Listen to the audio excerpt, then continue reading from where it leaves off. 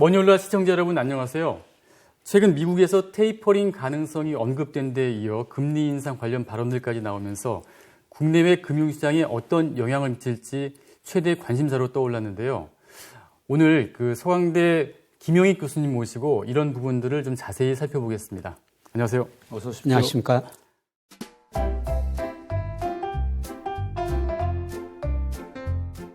교수님 1년 전에 저희가 머니올라 처음 시작할 때 딱 출연하셨는데 첫 출연자였죠. 예. 이거 영광이었습니다. 저희가 벌써 구독자가 30만 육박했습니다. 예, 날로 그냥 성장하고 계시더라고요. 교수님 덕분이죠. 무슨 말씀을요. 다른 훌륭한 출연자들이 많이 나오시던데요. 항상 감사드리고요. 또 이제 본론으로 들어가서 한번 해보겠습니다. 예. 최근에 미국의 물가 오름세가 심상치 않지 않습니까? 4월 소비자 물가 지수가 4.2%를 기록했고 이제 곧 5월 지수 나올 텐데 그 이상 나올 것이라는 이런 예상도 있긴 하지만은 그래서 일단 이런 물가 상승을 이끄는 요인이 어디에 있다고 좀 보세요? 우선 물가가 오르면 수요가 늘어나든지 공급 측면에서 생산 요소 가격이 오르든지 둘 중에 하나야 되거든요. 예. 그런데 최근에 공급 측면에서 우선 물가 상승 요인이 많아요. 각종 원자재 가격이 많이 올랐죠. 제가 그림 하나하고 국제 유가하고 미국의 대표적인 거 WTI하고 미국 소비자 물가 상승률 그림을 한번 보시면요. 예. 이 상관계수가 0.7이나 되거든요. 예. 거의 같은 방향으로 움직이죠. 그래서 유가가 많이 오르고 물가도 오르고 있습니다. 그런데 최근에 물가 상승률, 유가 상승률이 굉장히 높은 거는 사실 기저효과예요. 작년 4월, 5월 달에 3월부터 코로나 때문에 유가도 떨어졌고 그다음에 물가도 떨어졌거든요. 그래서 4월, 5월 중에는 이렇게 유가도 높은 수준, 물가도 높은 수준 유지할 수밖에 없어요. 그런데 이제 하반기 들어가지고 6월부터는 기저효과는 낮아질 거예요. 그래서 4월 소비자 물가 4.2%, 5월은 조만간 발표가 됩니다만은 컨센서스가 4.7% 정도 되거든요. 그걸 기점으로 해가지고 물가 상승률이 이제 낮아지기는 낮아질 텐데 2%도 낮아지는 아닌 것 같고요. 저 하반기에도 한 3% 중반 유지하리라 보고 있습니다. 이렇게 공급 측면에서 물가 상승 요인이 있고요. 또 수요 측면에서 물가 상승이 있어요. 사실 공급 측면에서 물가 상승 요인은 나쁜 물가 상승 요인이라고 그럽니다. 근데 우리가 흔히들 좋은 인플레이션이라고 그러는데 그렇죠. 이거는 수요 측면에서 인플레이션이에요. 그래서 이거 디맨드풀 인플레이션이라는데요. 경제가 좋아지니까 경제 성장이 올라가고 물가도 올라가는 그렇죠. 이런 물가 상승이거든요. 그런데 수요 측면에서 물가 상승 요인 보더라도 제가 그램에 GDP 갭이라고 그려놨는데요. 이 GDP 갭이라는 것은 미국의 실제 GDP하고 미국의 잠재 GDP 차이예요. 그러니까 여기서 영선이 잠재 GDP 선이라고 보시면 됩니다. 그런데 미국 경제 정말 빨리 회복되고 있어요. 작년 2분기에 실제 GDP가 잠재 GDP 밑으로 한 10% 정도 밑으로 떨어졌거든요. 엄청 마이너스 경제였군요. 그런데 올해 블룸버그가 예상한 것 보니까 올 연말에는 실제 GDP가 잠재 GDP를 넘어서 버린다는 거죠. 인플레다 말씀이죠. 그렇죠. 그러면 수요가 공급을 초과한다는 겁니다. 그래서 앞에서 공급 측면에서 인플레 요인이 있고 또 수요 측면에서 인플레 요인이 있다는 것이죠. 그래서 미국은 수요 공급 측면에서 물가 상승률이 다 있기 때문에 아마 5월을 기점으로 물가 상승률이 좀 낮아지기는 하겠습니다만은 하반기 내내 3% 중반 이 수준은 과거보다 좀 높은 물가 상승률이 나타날 가능성이 상당히 높아 보입니다.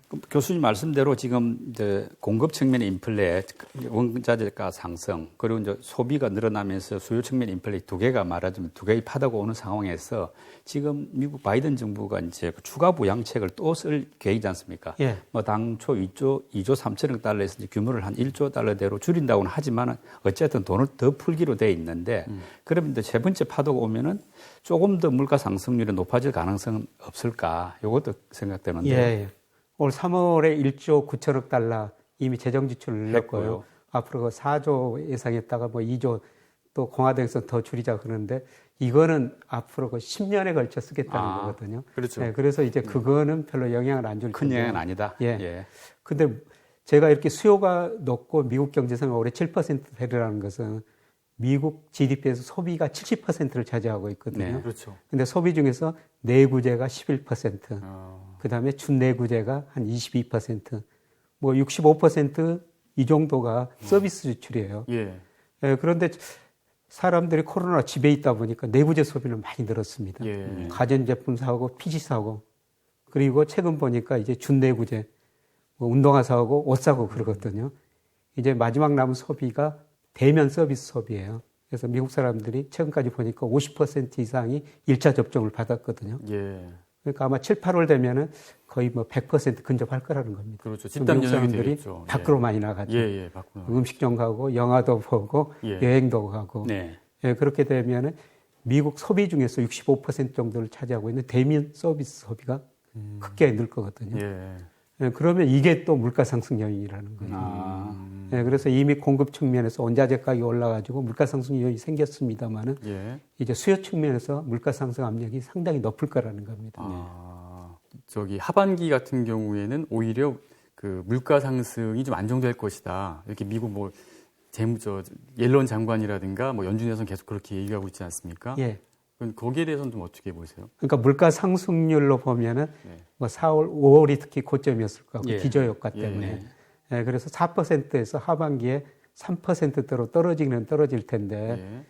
뭐 과거 우리 물가가 보통 미국 물가 2% 안팎이었고 그 이하였거든요. 예. 그거는 어렵다. 예. 예, 저는 이런 게 수요 공급 중에서 물가 상승률 고려해 보니까 예. 하반기에도 3% 중반 정도. 아. 예, 그거는 계속 유지될 것이다.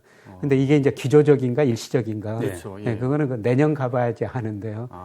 예, 그런데 저는 장기적으로 미국은 인플레 요인이 다른 나라보다 더 많다고 보고 있거든요. 예, 수요 공급 측면에서도 그렇고, 예, 그 다음에 달러 가치도 작년에 한 7% 정도 주요국 통해서 떨어졌고요. 올해도 지금 좀 떨어졌거든요. 저는 장기적으로 미국 경제 불균형이 워낙 심화됐기 때문에 예. 이 불균형 심화를 해소하기 위해서 달러 가치가 하락할 수밖에 없다. 네. 그래서 세계 다른 나라보다도 미국에서는 인플레 가능성이 다른 나라보다는 상당히 높다고 보고 있습니다. 그 연준 같은 경우는 평균 목표 물가지 거기 2% 정도 보지 않습니까? 네. 2%로 가면 문제가 없다 보는데 지금 교수님은 하반기에도 3% 간다고 보면은 네. 또 3% 중반대까지 보면은 상당히 편차가 큰 것 같거든요. 예. 뭐 이럴 경우에는 연준이 그럼 결국 움직일 수밖에 없다고 봐야 되겠네요. 하반기에. 네, 그래서 당장 이달에 이제 6월 15일, 16일 FOMC가 열리지 않습니까? 네. 네, 거기서 우리가 저 코멘트 좀 봐야 될 것 같고요. 네, 그 다음에 또 경제 전망 수정이에요. 아마 지난번에 경제 성장 6.5%로 해놨기 때문에 높게 전망이기 때문에 그거는 거의 변화가 없을 텐데요. 네. 아마 물가 목표가 상향 조정됐을 가능성이 상당히 높습니다. 네. 그래서 개인 소비 지출 물가라고 그러는데요. 예, 지난번 올해 2.3%, 그 다음에 근원 물가는 1.8% 정도 예상해놨는데 그거를 올릴 거고요. 예, 그 다음에 점도표라는 게 있지 않습니까? 예. 연준 위원 17명이 올해 적정금리, 내년 뭐 장기적으로 적정금리가 얼마다 이 점을 찍어 놓는데요. 그렇죠. 아마 그 점들이 이번에는 올라갔을 것 같아요. 예, 그리고 파월 연준 의장이 발표 끝나고 나서 기자들 간담회 하는데요. 그래서 물가 문제가 많이 이야기될 것 같습니다. 예, 그래서 예, 그 인플레 목표치, 전망치가 얼마나 올라가는가 그걸 우리가 관심 가지고 지켜봐야 될 것 같습니다. 근데 이 대목에서 제가 궁금한 게 미국 아까 이제 연준도 그렇고 뭐 옐런도 그렇고 계속 물가는 걱정 없다. 예. 또 금리도 좀 어느 정도 올라도 괜찮다 이렇게 얘기를 하면서 실제로 그쪽에서 지금 가장 우려하는 거는 자산 시장의 거품, 특히 이제 부동산 시장이 너무 과열되고 있다. 예. 이 측면을 좀 걱정하는 것 같은데 그건 어떻게 보세요? 예, 제가 미국 주가나 부동산 보면은 예. 부분적으로 거품이 발생했습니다. 네. 예, 그림에 제가 케이스 실러 주택지수라고 그러는데요. 예. 20대 도시거든요. 예. 미국 20대 도시 대표적으로 이것 가지고 미국 주택 가격을 보는데 이게 그 2000년에서 2006년까지 급격히 올랐어요. 그래서 여기서 거품이 발생했고 서브프라임 모기지 같은 거 발생해가지고 2008년에 미국에서 글로벌 금융위기가 시작됐지 않습니까? 급락을 하는 게 보이네요. 예, 그리고 급락했었어요. 예. 예, 그리고 2012년부터 지금 계속 오르고 있거든요. 그 이후로 보면은 85% 정도 뭐 역사적으로 지금 최고치 계속 경신해 가고 있습니다. 네. 예. 이게 아직 3월까지 통계밖에 발표 안 했는데요. 이게 뭐 4월, 5월까지도 계속 올랐을 것 같아요. 이렇게 이제 우리나라도 사실 주택가격이 많이 오르지만은 미국도 이렇게 많이 오르다 보니까 예. 정책 당국자 입장에서는 좀 걱정이 되는 것이죠. 근데 그래서 오히려 미국 연준에서는 인플레이션을 잡기 위한 대책보다는 이 그 부동산 과열 이걸 잡기 위해서 모기지 채권하고 연동돼 있잖아요. 그래서 예. 그래서 테이퍼링을 하려는 게 아닌가 그런 해석이 있는데 좀 어떻게 보세요? 그래서 지금 매달 1,200억 달러 지금 채권 사주고 있지 않습니까? 1,200억 달러씩. 뭐 국채, 모기 채권 사주고 있는데요. 아마 조만간 이거를 줄일 것 같아요. 이제 아마 MBS부터 줄인다. 네, 그죠? 6월 FOMC에서 예. 신호를 보낼 것 같습니다. 네. 그리고 빠르면 연말, 음. 늦어도 내년 상반기에는 줄이고요. 예. 그리고 나선 저는 내년 상반기에 미국이 금리를 인상하리라 보고 있습니다. 그 금리 인상은 좀 기준금리 말씀하시죠? 예, 기준금리, 연방 기준금리. 지금 0에서 빠른 0.25%인데요. 예, 제가 기준금리 적정 수준 한번 측정해 봤어요. 예. 그러니까 중앙은행이 이제 적정금리 올릴 것인가 내릴 것인가 여러 가지 기준이 있는데 대표적으로 그 테일러 준칙이라고 있거든요. 네. 예, 테일러라는 경제학자가 실제 GDP가 잠재 GDP 넘어서느냐 밑에 있느냐, 예. 그다음에 실제 물가가 목표 물가 위에 있느냐 아래에 있느냐 이것 가지고 적정금리를 한번 추정을 하거든요. 예. 예, 그런데 올 연말쯤 되면은 제가 블룸버그 컨센서스를 그대로 대입했을 때 예. 예, 적정금리 수준이 3%를 넘어서거든요. 예. 예, 이게 지금 빠른 속도로 올라오고 있습니다. 어. 예, 그러면은 예, 아마 내년 상반기에는 예, 과거 보면 이게 올라오고 나서 미 연준도 금리를 인상했는데요. 예. 내년 상반기에는 금리를 인상할 거라고 보고 있습니다. 예, 그래서 지금 6월 뭐 FOMC에서 테이퍼링 간단히 뭐 언급 정도 하고 예. 가능성 언급하고 예. 예, 점차적으로 뭐 3분기, 4분기 가면서 좀 국채 사는 걸 좀 줄이고요. 예. 그 다음에 내년 상반기 가서 금리를 올릴 거라고 보고 있습니다. 네. 예, 그래서 먼저 이제 모기지 채권 사는 걸 줄이느냐, 예. 국채 사는 걸 줄이느냐. 예. 예, 그런데 주택 가격이 너무 많이 오르기 때문에 아마 모기지 채권 먼저 언급할 가능성이 높아요. 네. 예, 그래서 우리가 앞으로 봐야 될 것은 이 모기지 금리하고 국채 금리하고 예. 차이를 한번 보시면 됩니다. 아. 저는 이 차이가 이 그림에서 제가 그려놨습니다만은 좀 확대될 거라고 보고 있거든요. 지금 저 모기지 금리가 한 3.1% 30년짜리가 되고 있어요. 3% 정도 예, 됐더라고요. 지금 국제 수익률 10년짜리 1.6% 정도 예. 되는데요. 예. 저는 이 차이가 확대되리라고 보고 있습니다. 확대. 예. 그래서 모기지 금리가 좀 많이 오를 올라가고. 것이다. 상대적으로. 예. 이게 이제 주택 가격의 하락 신호다. 예, 그렇다고 저 주택 가격이 제가 급 나갈 것 같지는 않아요. 지금 저 모기지 금리가 워낙 낮다 보니까요. 미국 가계가 이제 가처분 소득이라고 있거든요. 예, 소득하면 뭐 세금 내고 뭐 여러 가지 필수적인 뭐 의무 사항을 내고 나면요. 예, 가처분 소득에서 모기 이자 부담이 얼마나 되느냐. 예. 이게 보니까 4%밖에 안 됩니다. 얼마 안 되네. 그러니까 모기지 금리가 워낙 낮다 보니까 가격에 이게 뭐 한 7%도 넘었었거든요. 예. 예, 그런데 모기지 금리가 계속 떨어지다 보니까 예. 이게 지금 4% 안팎입니다. 굉장히 낮죠. 예. 그러니까 가처분 소득에서 4% 정도니까 집값이 떨어지더라도 사실 가게한테는 별로 충격을 안 주리라는 것이죠. 예. 예, 그런데 이렇게 모기지 금리가 낮은데요. 최근에 그 연체율 데이터 보니까 이게 올라가고 있어요. 네. 작년에 한 4%까지 떨어졌었거든요. 예. 근데 최근에 7%까지 올라가고 있어요. 나쁜 신호네요. 예, 이거는 별로 나쁜 신호입니다. 그러니까 이거는 미국 그 가처분 소득 이자 부담이 4%라는 건 미국 전체고요. 일부 그 소득이 낮은 사람들은 지금 모기지 원리금 상환을 지금 못 하고 있다는 네. 것이죠. 그게 늘어나고 있다는 겁니다. 이런 데이터 보면은 조금씩 미국 주택 가격에 좀 부정적인 신호들도 나오고 있습니다. 지금 우리 이제 미국 주택 가격도 뭐 부동산 경기도 관심이지만 기본적으로 이제 주식에 어떤 영향을 미칠 것인가 이게 핵심인데 네. 지금 이제 우리 미국의 그 뭐 장기 10년물 금리 같은 경우는 최근에 뭐 1.5% 이하로까지 좀 안정됐더라고요, 사실은. 예. 근데 이게 이제 뭐 증시에는 또 그게 나쁘지도 않은 상황이 되니까 지금 하반기에 그러면 이게 어떻게 움직일 것인가 이게 이제 관심인데 교수님은 이게 아직 조금 더 올라갈 수 있다고 보시는 건가요?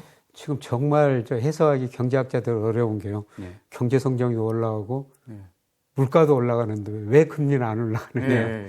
오히려 저 미국 10년 국채 수익 3월 말에 1.74%였어요. 예. 근데 최근에 1.6% 안팎. 오늘은 1.4%대로 1.5%도 깨졌습니다. 지금. 예, 이렇게 많이 5%, 뭐 이렇게 떨어지던데요. 예, 그래서 저금리 수수께끼라고 뭐 이런 이야기까지 나오거든요, 경제학자들이. 예, 그러다 보니까 지금 실질금리가 대폭 마이너스예요. 그렇죠. 특히 예. 지난 4월 달에 미국의 실질금리가 마이너스 2.5%였거든요. 근데 이게 2000년 이후로 가장 실질금리 마이너스 폭이 큰데요. 이거는 지극히 사실 비정상적인 일입니다. 이 실질금리 마이너스 폭이 앞으로 줄어들 텐데요. 그러려면은 물가 상승률이 둔화되든지 그렇죠. 예. 아니면 국채 수익률이 오르든지 저는 하반기에 둘 중 하나라고 보고 있거든요. 네. 그래서 물가 상승률도 아마 5를 거점에서 좀 낮아지겠지만은 금리도 좀 오르리라고 보고 있습니다. 그런데 이 실질금리가 마이너스이기 때문에 사실 사람들이 주식을 계속 사고 있는 것이죠. 네. 네, 그런데 과거 통계에 보면은 실질금리 마이너스 폭이 커졌다가 예. 이게 줄어드는 과정에서 주가가 조정을 보였거든요. 네. 예, 저는 앞으로 이미 좀 미국 주가가 조정 국면에 들어섰고 7, 8월경에 이러한 모습들이 구체적으로 나타나리라고 보고 있습니다. 그래서 아주 장기적으로 보면은 미국 주가 상승이 안 끝났다고 보는데요. 네. 아마 저 7, 8월경에는 예. 뭐 마이너스 실질금리 폭이 상당히 축소되면서 예. 뭐 주로 저 금리도 좀 오르라고 보고 있거든요. 그러면서 미국 주가가 어느 정도 조정을 보이리라고 보고 있거든요. 그러면 이제 장기 금리는 오르고 기대 인플레도 지금 인플레가 워낙 세니까 약간 좀 줄어들면서 예. 실질 금리가 이제 오르는 그런 효과 때문에 이제 주식 시장이 한번 출렁일 것이다. 예, 그렇습니다. 실질금리는. 그럼에도 불구하고 아직 실질금리는 마이너스이기 때문에요. 예. 사람들이 주시장은 떠나지는 않을 텐데 예. 이 기간에 단기적으로는 주시장을 조금 멀리할 수는 있습니다. 근데 이 대목에서 궁금한 게 그 10년 장기 금리가 더 오를 것이라고 다들 예상을 갖다 했는데 오히려 지금 계속 떨어지고 있잖아요. 예. 그러니까 그 이유는 어디 있다고 좀 보세요? 저는 두 가지라고 보고 있는데요. 지금 미 연준이 계속 국채 사고 있지 않습니까? 예. 미 연준이 국채 보유 중 지금 최근에 20%가 넘었어요. 네. 과거에는 애국인이 한 25% 정도 가지고 있었는데 그렇죠. 예. 애국인 비중은 뭐 18%도 떨어지고 예. 예, 연준이 사고 있고요. 네.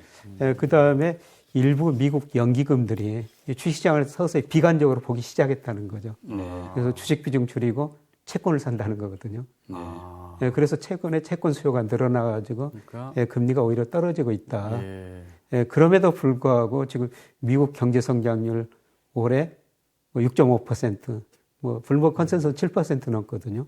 물가 상승률 3% 넘는 거 이런 걸 고려하면은 1.6% 금리는 저는 너무 낮은 것 같습니다. 네. 이거는 거 비정상적인 금리라고 볼 수가 있죠. 지금 교수님은 1.6%, 5%이 금리가 이제 막 수수께끼다 이럴 정도로 지금 낮다고 보니까 비정상적이란 말은 곧 더 오를 수도 있다는 이야기 아니겠습니까? 하반기에 지금 이게 이제 어느 정도로 뭐 갈지는 아직 수치는 정확히 예상을 못 하더라도 2% 정도 간다고 보시면은 주가가 어느 정도 폭으로 조정이 올 수 있다고 보십니까? 저는 뭐 금리가 한 2% 가리라고 보고 있고요. 그 예. 근거는 미국 잠재 성장, 올해 실질 성장률 한 7% 안팎이지만 미의회에서 잠재 성장률이 추정한 게 1.9%거든요. 5% 이상 차이가 나네. 예, 잠재 성장률이 장기적으로. 그러니까 두 개 차이가. 그런데 올해 그 7%는 기저효과 때문에 그렇게 높게 나타난 거고요. 네. 작년에 미국 경제가 3.5% 성장했거든요. 그래서 잠재 성장은 1.9%인데 장기적으로 보면은 미국 국채 수익률 10년짜리가 네. 잠재 성장률과 낮은 적이 없어요. 아. 예, 그런데 지금 올해 지금 낮아지고 있죠. 네. 이게 지극히 비정상적이라는 거죠. 예. 최소한 잠재 성장률 이상으로 올라야 된다. 그렇겠네요. 그게 1.9% 이상이다. 예, 그러면 한 2% 정도 갈 거라고 보고 있는데요. 네. 그렇게 되면은 예, 미국 주요 주가 지수가 한 10% 안팎 이 정도는 조정은 있을 거라고 보고 있습니다. 예. 그게 주로 3분기에 나타날 것 같습니다. 그러면 지금 현재 교수님은 미국 증시가 기본적으로 거품이 꽤 많이 끼어 있다라고 보는 생각이네요. 예, 거품이 발생했다고 꺼지는 건 아닌데요. 네. 예, 제가 그 미국 거품 여부에 대해서는 여러 가지 그래프를 가져왔는데, 예. 예, 우선 그 미국 시가총액 GDP에 비해서 얼마나 차지하는가, 예. 특히 그 법비 지수라고 그러죠. 네. 예. 근데 미국 전체 시가총액을 가지고 해보면요, 네. 이게 그 작년 말 300%거든요. 네. 이게 장기적으로 평균이 뭐 106%, 2000년 이후로는 170%였고요. 예. 그 다음에 2000년 IT 거품 붕괴 직전에 210%였습니다. 지금이 훨씬 높네요. 훨씬 높죠. 예. 그래서 이게 이제 과거 평균 넘어설 때보다 제가 거품이라고 그랬는데 네. 사실 거품이 생긴다고 반드시 꺼지는 거 아니고요. 예. 예, 그 다음에 그 다음 넘어가기 그래프는 전에 그 어떤 분들은 그 버핏 지수 이렇게 하지 말고 그러니까 시가총액 GDP 비율 하지 말고 여기다 M2를 넣어가지고 지금 워낙 돈이 많이 풀렸으니까 예. 그렇게 하면 오히려 거품이 아닐 수도 있다 이렇게 좀 하시는 분도 있다. M2 기준으로 하더라도 예. 과거 평균보다는 훨씬 높습니다. 높아요. 예. 알겠습니다. 그리고 미국 사람들이 돈 너무 많이 빌려가지고 지금 주식 사고 있어요. 네. 우리나라도 그 신용융자가 한 23조 원, 뭐 사상 최고치 기록했다고 그러는데요. 예. 사실 우리보다는 미국 사람들이 돈을 너무 많이 빌려가지고 주식 사고 있습니다. 이 그림도 한번 보여드렸으면 좋겠는데요. 신용융자. 예. 예. 신용융자가 뭐 최근에 보면은 급증하고 있지 않습니까? 예. 예, 지금 8천억 달러가 넘어서고 있어요. 어. 예, 이게 작년 3월 달에 한 5천억 달러 정도 됐었는데요. 네. 굉장히 빠른 속도로 늘어나거든요. 미국 주가가 좋으니까 미국 사람들이 돈 빌려가지고 주식을 산다는 것이죠. 근데 신용융자가 많은 만큼 또 저축률도 엄청나게 높다고 그러던데요. 예, 저축률도 높습니다. 예. 그러면 서로 지금 상세가 되지 않을까요? 예, 저축률이 높은 거는 예. 작년 3월하고 올 3월 달에 미국 정부가 가계한테 돈을 줬지 않습니까? 예. 실제 소득이 늘어가지고 저축률이 높은 게 아니라 예. 그것 때문에 저축률이 많이 높아졌거든요. 아. 예, 실제로 우리 저축률이 한 17%, 미국 저축률이 예. 올해 그 4월까지 평균 보니까 17%로 장기 평균 한 7%보다 훨씬 더 높아요. 그렇죠. 예. 예, 미국 사람들이 이제 돈을 안 쓰고 그 은행에다 지금 맡겨놨다는 겁니다. 예. 그 돈 주식 산 게 아니라 예. 예, 은행 요구불예금으로 주로 맡겨놨거든요. 아마 그 돈이 소비로 이어지면서 하반기에 소비가 급등할 텐데요. 예. 근데 어떻든 그거하고 이거하고는 좀 차이가 있을 것 같습니다만 또 돈을 너무 빌려가지고 주식을 사고 있거든요. 예. 그러면 미국이 만약에 이제 뭐 거품이 교수님 예상으로는 한 10% 정도 하반기에 조정이 온다고 했는데 그 정도 같으면 오히려 뭐 건강한 조정일 수 있는데 조금 더 심하게 조정이 올 수 있는 그럴 가능성은 없습니까? 아주 멀리 보면은 지금 여러 가지로 지금 미국 주시장에 거품이 발생했다. 네. 예, 그게 내년 하반기쯤에 크게 한번 터질 수 있다. 네. 그래서 내년 하반기는 너무 먼 미래니까 예. 예, 지금 뭐 이야기할 필요는 없습니다만은 어떻든 그 미국 경제가 현재는 내년 상반기까지는 확장 국면이니까 올 그 3분기 제가 조정을 말씀드리겠습니다. 이거는 상승 국면에서 조정이라고 볼 수가 있고요. 예, 더 큰 조정이라는 건 진짜 조정이라는 것은 뭐 내년 하반기쯤이라고 보고 있습니다. 예.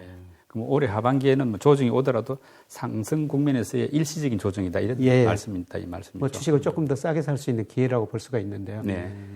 예, 그런데 또 하나 그 미국 주가 제가 좀 불안하게 보는 거는 미국 가계가 이제 채권도 사고 주식도 사고 은행예금도 넣는데요.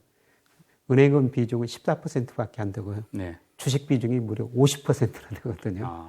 근데 역사적으로 보면은 미국 가계 자산 중에서 주식 비중이 50%가 되면은 일정 기간 후에 미국 주가가 상당 기간 조정을 보였거든요. 그러네요. 예. 예, 미국 가계 자산 중에서 주식 비중이 50%라는 거는 미국 가계가 양적으로 주식을 많이 샀다 그런 의미도 되고요. 예. 또 가격이 주가가 그렇게 많이 올랐다는 의미가 됩니다. 그래서 그렇겠네요. 미국 가계가 자기 금융자산 주식 비중이 50%인데 예, 더 이상 저는 주식을 안 늘리라고 보고 있거든요. 예. 그래서 저는 어떻든 여러 가지 지표로 보면은 미국 주식시장에 거품이 발생한 것은 사실이다. 네. 이게 언제 꺼질지는 사실 누구도 모르고요. 예, 그런데 그 시기가 예, 저는 내년 하반기 무렵이 아닌가. 예, 그 이유는 내년 상반기가 가서 뭐 이전에 그 미국이 금리를 인상할 것이다. 네. 이런 말씀을 드렸습니다만은 뭐 적정금리가 내년 상반기 가면 3%를 훨씬 넘어설 거거든요. 아까 테일러 준칙 이야기했습니다만은 예, 미국 연방기금금리가 최소한 내년 상반기 2% 이상이라고 보고 있거든요. 네. 예, 그렇게 되면 이게 그동안 누적된 쌓였던 부채 문제, 예. 이런 주시장 거품 문제 한 번에 터질 수 있다고 보고 있거든요. 그 아까 말씀하신 그 테이퍼링하고 이제 금리 인상 부분 있잖아요. 네. 굉장히 이렇게 좀 그냥 넘어갈 수 없는 게 FOMC 끝나고 테이퍼링이 그 하반기에도 이제 시작될 수 있다. 그리고 그게 그 모기지 채권부터 이제 줄여 나갈 것이다. 이렇게 말씀하셨잖아요. 예. 근데 굉장히 빠른 거 아닌가요, 그러면은? 뭐죠? 6월 FOMC에서 그 신호를 보내고 예.